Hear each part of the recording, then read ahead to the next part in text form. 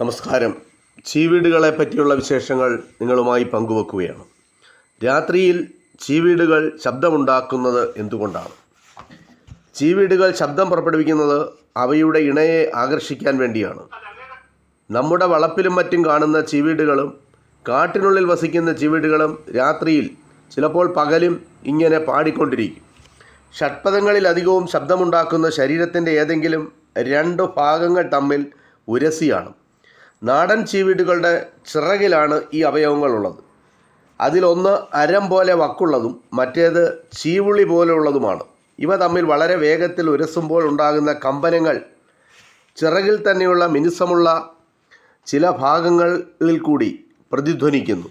അങ്ങനെ പുറപ്പെടുവിക്കുന്ന ശബ്ദം ശരിയായി മനസ്സിലാക്കാൻ സഹായിക്കുന്ന ചില പ്രത്യേക അവയവങ്ങൾ അതിൻ്റെ ഇണകൾക്കുണ്ട്.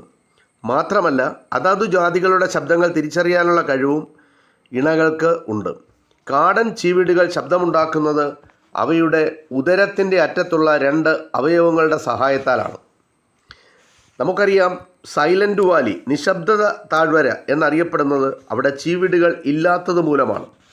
ആ പേര് വന്നതിന് കാരണവും ചീവീടുകളുടെ അഭാവം മൂലമാണ്.